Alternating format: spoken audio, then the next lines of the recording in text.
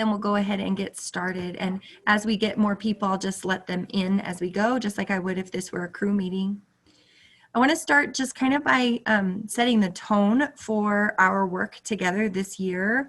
This actually showed up in my inbox this weekend, and it's just seemed perfect. So I'm just going to do a quick read aloud, but I hope that it helps to kind of just set our working agreements together as we're working together to make this distance learning work. So it says, with distance learning, the things we are able to control are significantly different. We can control how and when we show up for our students, and we have to trust that our students and families are doing their best to do the same.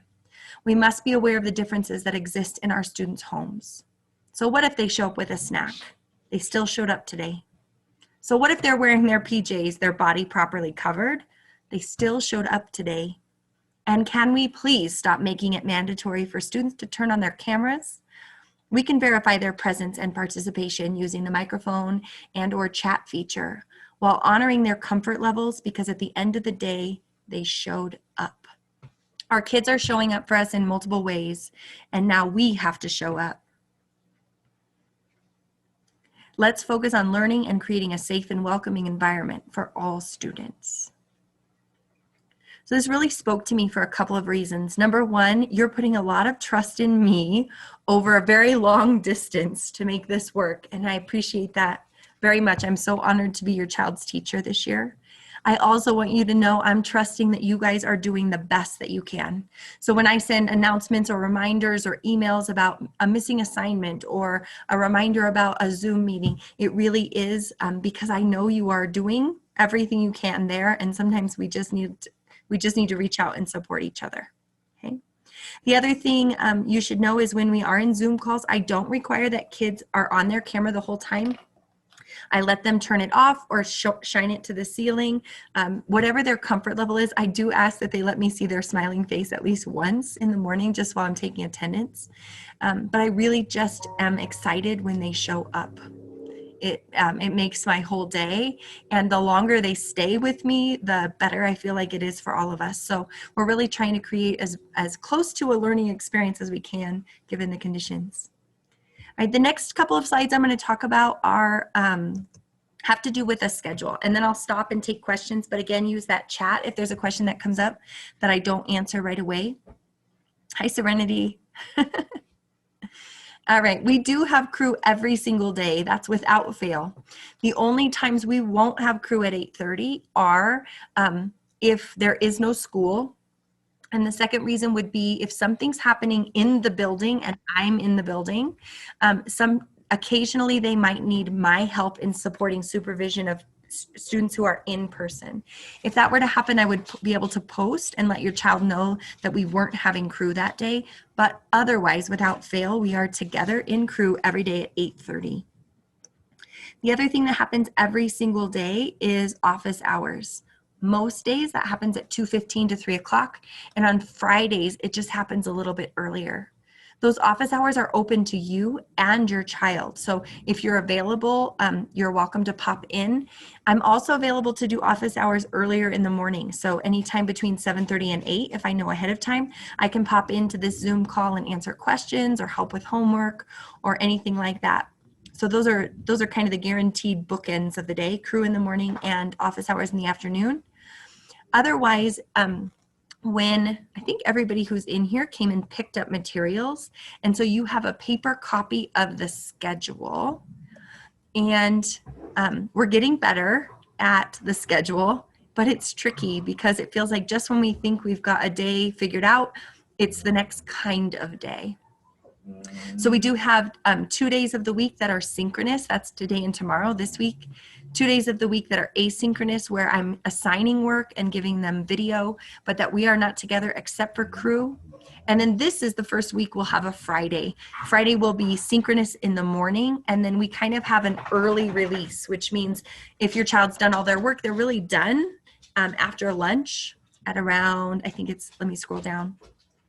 They're done at after our 12:30 crew meeting on Fridays.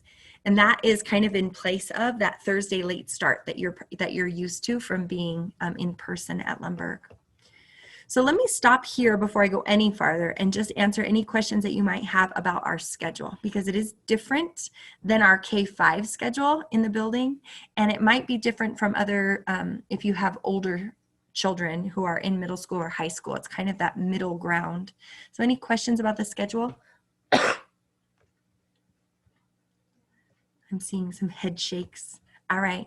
This is, if your child is at all struggling with being in a Zoom call, or if I've emailed you to let you know that they missed math or that they missed something, some of our parents are having some luck showing kids how to set timers.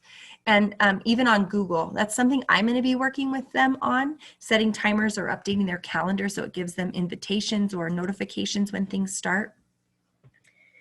These are kind of the parameters that we've set around synchronous and asynchronous. So 2 days a week we are synchronous. What that means is I do Zoom calls with them as long as I can possibly keep them on.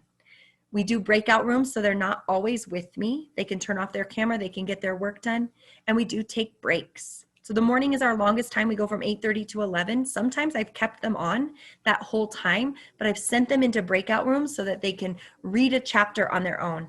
What's nice about breakout rooms is I can sneak in and go, "Hi, Eva, how's it going?" And then she can read with me, and it's just her and I. Or I can say, "Hey, Serenity, do you have any questions about that work?" And it's just her and I. Other times I use the breakout rooms for small group work. So today I sent them to small groups to put some chapter summaries in order. And then they came back to me after 5 minutes. What's nice about that is I can pop in on groups and listen in to see how they're doing.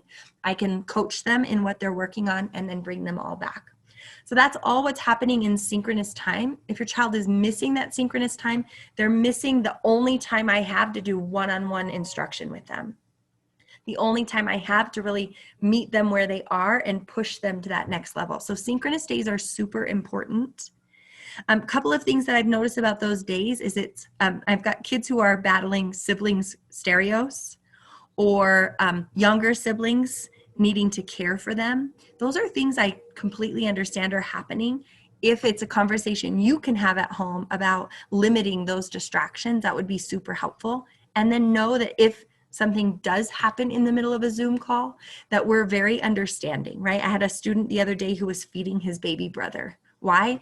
Because his baby brother needed a bottle, right? So we're not gonna keep that from happening. I'm not gonna demand that he come back to class. He actually was doing a great job of doing both at the same time. But just know that if you need them to focus, that's a great conversation to have at home with siblings and the kiddos who are in your household. On asynchronous days, so for this week, that's Wednesday and Thursday, so far I've been posting videos for kids to be watching, and then they're working independently. And I am also posting a quick to-do list. So it'll say Thursday's to-do, watch the video, finish lesson 11, and then do 20 minutes of Prodigy or Khan, maybe in math. And for the most part, I'll be really honest, kids are not watching those videos. So I'm getting emails or texts during the day that say, Miss Davis, I don't get the math. But this is the last 4 videos that I've posted in Google Classroom, and you can see from YouTube that 2 of them have 2 views, 1 of them has no views, and 1 of them has 4 views. So if your child comes to you at the end of any day and says, I don't get the math, the first question to ask them would be, did you watch Miss Davis's video? Okay, because most often I'm doing the first 2 or 3 problems for them and then giving them a few problems to do on their own. Okay, if they still don't get it, you're welcome to help them. You're also welcome to encourage them to come to office hours. Okay, last thing about schedule, and then I'll stop again for questions. They do still have access to our art, music, and PE teachers. So all of our art, music, and PE teachers are posting assignments for them weekly. So today they should have gotten an assignment from Miss Peters for music. And they have that 90 minutes in the middle of the day that's built in for them to do their specials, if that works for your family. If it doesn't, as long as they work on it at some point during the week, then they can go and see those teachers on Fridays.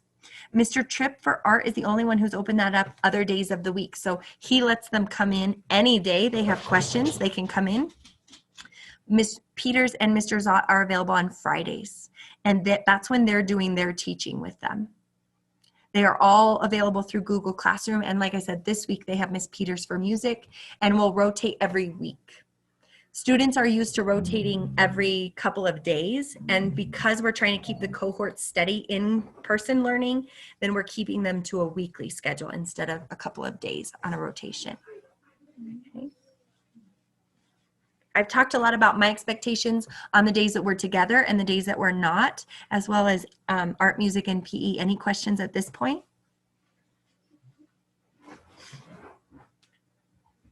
Awesome. Remember, you can use that chat if you need to, if something comes up while we're talking. All right, the next couple of slides are really about attendance and some other things that are different about remote learning. This comes straight from our district newsletter around how I'm responsible for ensuring attendance remotely.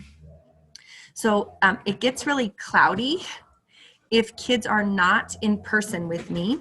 I can give them attendance credit if they complete an assignment for that day. If they, oh, my dogs are having some playtime. I apologize. If they log into Google and show me some way that they're in Google. If they do anything to show me that they are alive during the day, essentially, I mark them as here. Okay? Hang on one second. Let me see if I can get my daughter to calm these dogs down. Let me mute myself.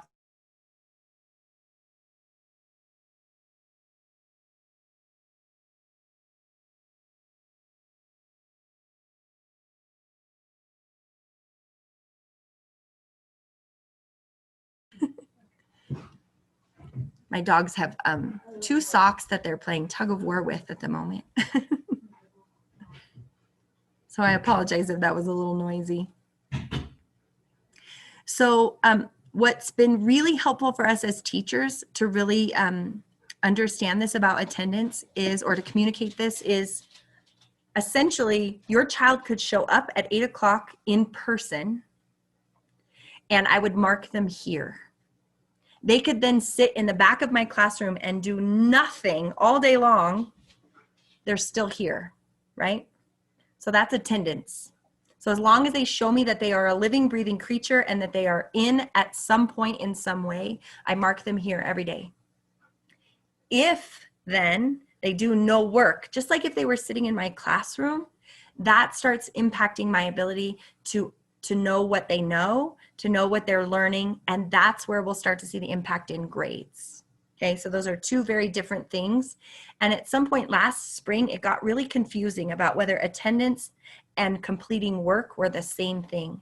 At this point, they are not the same thing. So we'll talk a little bit more about work completion here in a second, but for this slide, it really is just about attendance. I wait till the end of the day to do attendance so that I can see if they were in and did an assignment, if they showed up for either Zoom call, if they popped in at office hours, all of those things count towards attendance. All right. A couple more things about what they might need to be successful, not just showing up, but most of you have picked up, I think everybody in here has picked up their materials, which included a copy of Lightning Thief. And I know some students are finding success with having headphones, either with or without a microphone. That's not required by any means, but I know some students are finding it easier to stay focused with headphones or earphones, and then using that microphone to participate in class.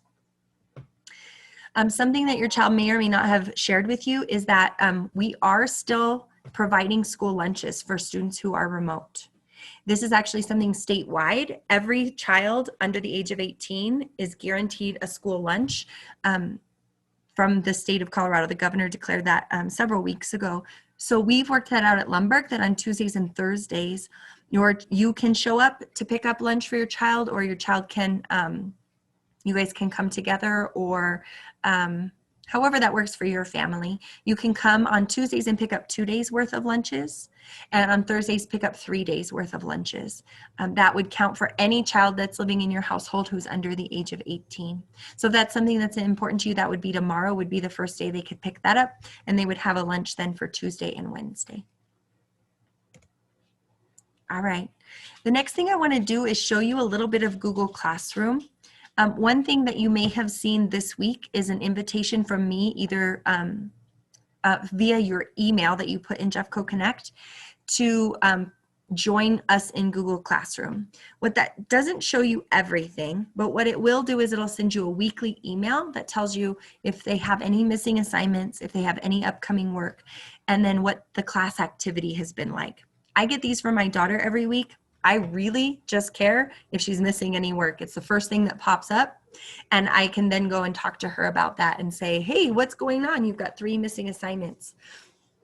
If you decide to accept that invitation in your email, then you'll get those on Fridays is when I get those. And then it's a great way to start the weekend sometimes, right? To have that conversation. And it's also a good time, like in the case of my daughter, for her to get that work done and to get caught back up before the next week starts. I'm also grading through Google Classroom, and I'm updating that weekly. I honestly, you guys won't see those grades on the weekly summary emails, but you can always log in with your student side by side and see the grades that I'm posting. Okay. So I can kind of walk you through the basics of Classroom. I'll let you know right ahead of time that my classroom looks different than theirs because mine is the teacher view. But let me show you what this looks like. So when they go into one of their classrooms, for me, they have 3. They have a crew classroom. That's where we do our morning work. We have EL, which is our reading and writing that we start at about 9:30 every day. And then we have math. I asked them at the beginning if they wanted them all in one classroom, and they said, no, it's too confusing. Things start happening, and then your assignments start dropping down to the bottom. So I went ahead and created all 3. So this is our EL classroom, and you can see on the first page is a stream, kind of like a chat room, essentially, where kids can go in and talk to me. They can talk to each other. They can post questions here. They can tell me if their technology is not working. And then they also see what I'm asking them to do that day. So when an assignment goes live, they can see it here on their stream. Every day I'm posting something that looks like this. This usually happens at the end of my lesson. So if students aren't with me, they're not getting this right at 8 o'clock. They're getting it whenever I finish my lesson. So today was Monday's to do, read the chapter, complete the lesson, and read the next chapter. This actually only went to 9 students because I'm able to just target it. So I can give this to 1 student, I can send a message to 9 students, or I can give a notice to my whole class. They can talk to me through this stream as well. Over here, then they have a classwork tab. This is where I post all of their assignments. So you can see today, I'll scroll down. Today was lesson 12, read chapter 10. This is one that was really important last week, lesson 11. It was an assessment, and if they didn't do it last week, I asked them to do it again today. A few of them still haven't done it, so they get to do it again tomorrow. When they click here, it opens up like this. It has, again, a list of directions. I try to keep these pretty short. Oops.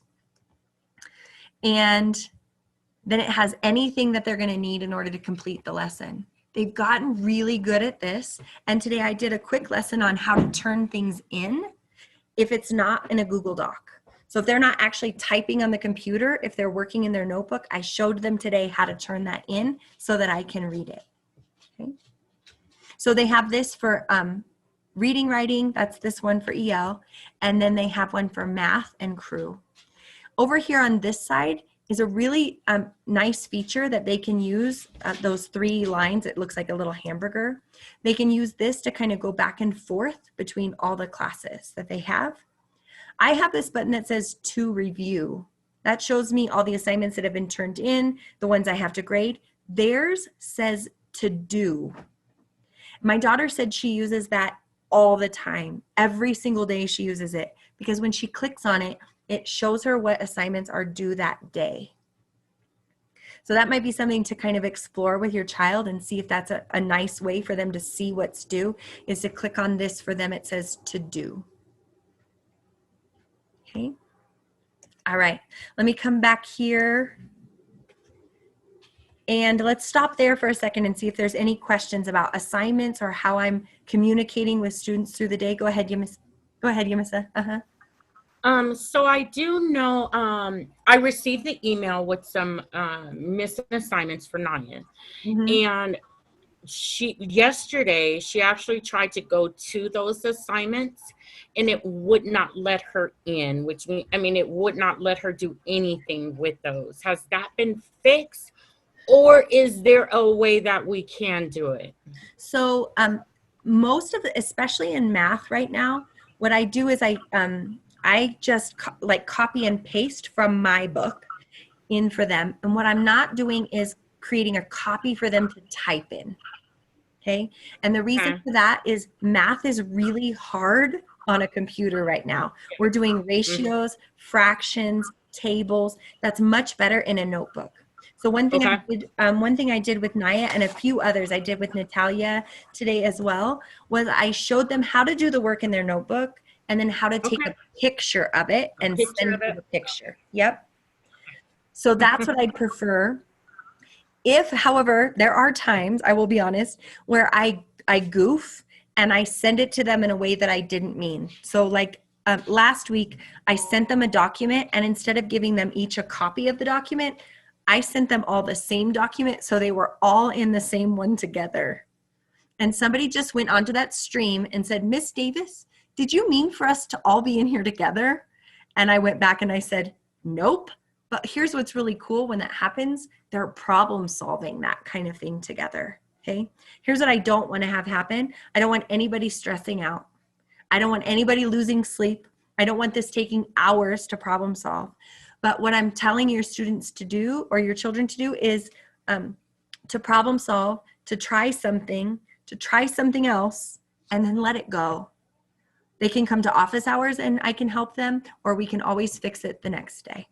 Okay. I don't want anybody losing sleep over trying to figure out the technology, especially. All right. Thanks for asking that question. Any other questions as we're talking about assignments or the kind of work that we're doing in sixth grade? Awesome. All right. This one is really just a couple of quick notes about really what our partnership can be. My sister is doing remote learning as well with her little ones. She's got a sixth grade, not a sixth grader, a 6-year-old and a 5-year-old, and she's doing remote learning. And one thing I keep reminding her is that this is not homeschool. She's not their homeschool teacher. She didn't sign up for that. She didn't agree to that. She didn't do the work that is needed to become the homeschool teacher. I don't expect you to be their homeschool teacher either. There is a partnership we've got to have together to make this work, but I am their teacher. So if they're not learning, if we've gotten certain things out of the way, if they're not learning, that's on me. Okay, that's my job. But I do need help with technology. I need help making sure that their Chromebooks are charged. If they run into a technology glitch, the number one thing they need to do is restart their Chromebook. Shut it down, let it be off for about 10 to 15 seconds, then start it back up. The other thing that gets in the way is if they're downloading a bunch of stuff or they're playing a bunch of games.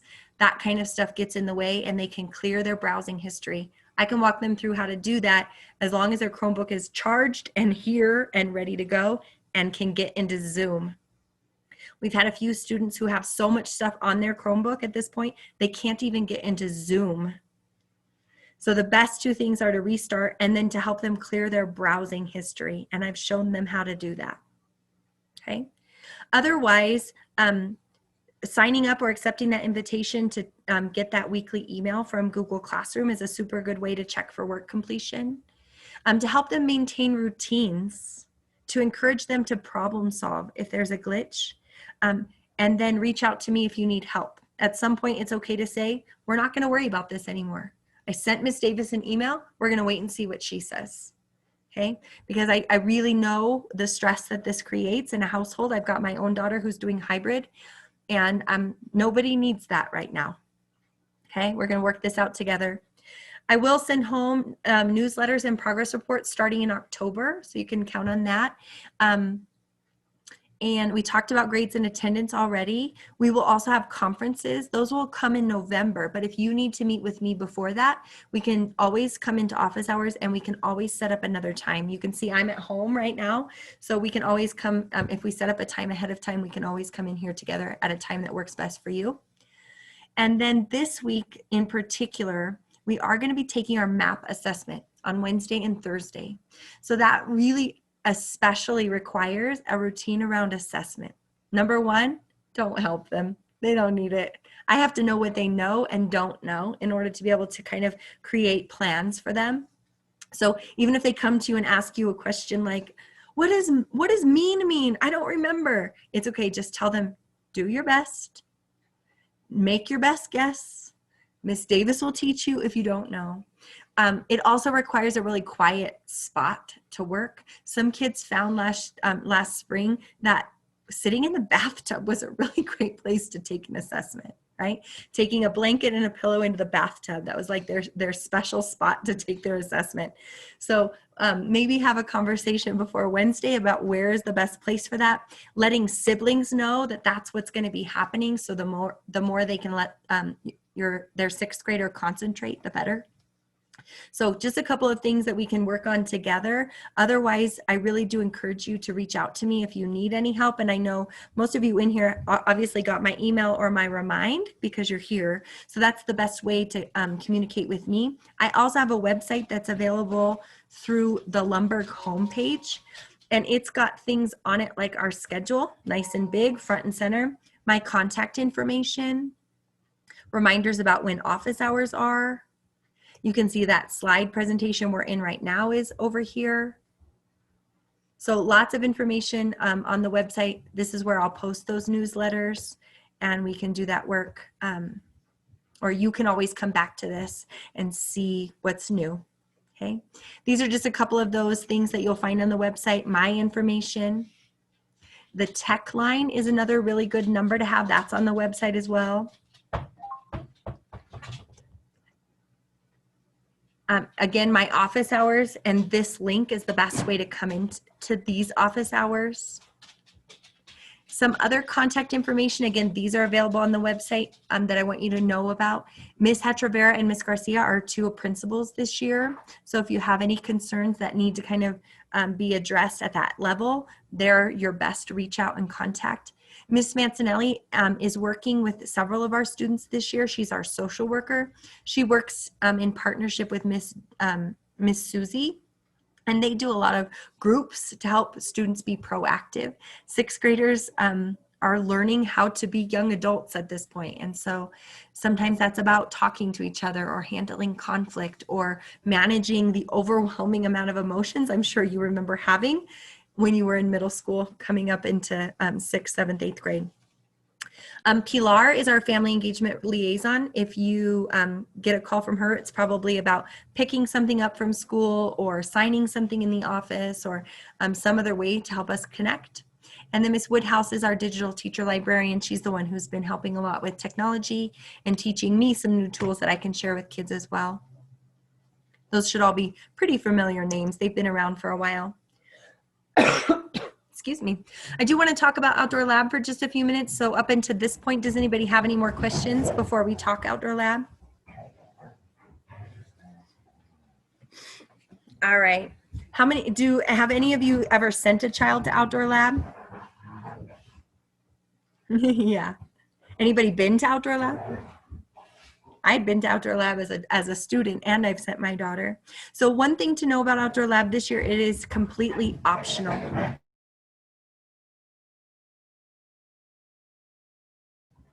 Sorry, my dogs are acting up again. Thank you. It is completely optional. You chose remote learning. That may or may not coincide with your decision to send your child to Outdoor Lab. I don't know all of the factors that went into you making that decision. So for some people, it was a scheduling decision. So they may feel comfortable sending their child to Outdoor Lab because it fits in the schedule. For others, it's a health and a safety issue. If that's the case, Outdoor Lab might not make the most sense. So let me share a couple of details. This is the same information I shared with students and I sent out to you already, but let me go over a couple of things. This year, it's only 2 days and it's only day trips. It is not overnight.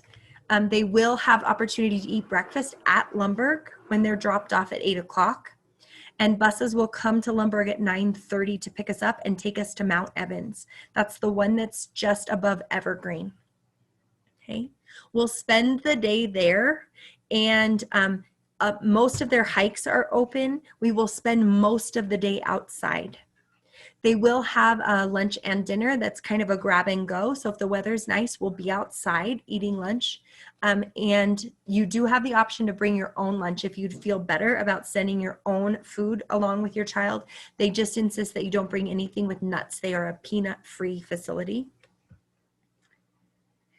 Our students will be in their own cohort. Because cohort A and B of in-person are set already, we cannot interact with them. To do so would impact the cohort. So we will be our own cohort, however many students go. Right now there are 15 of us in remote learning, so we might be as big as 15.